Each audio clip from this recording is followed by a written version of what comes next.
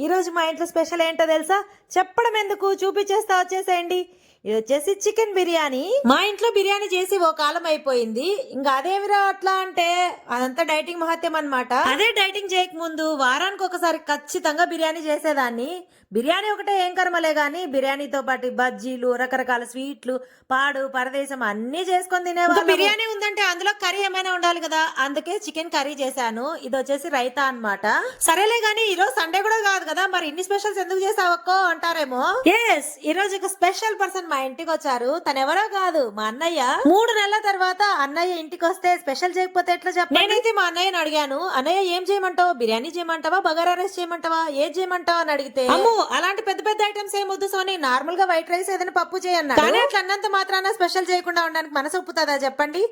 చివరికి చెల్లి చేసిన వంటలన్నీ తిని సూపర్ సూపర్ అన్నాడు. ఇంకా అంతకంటే ఆనందం ఏముంటది.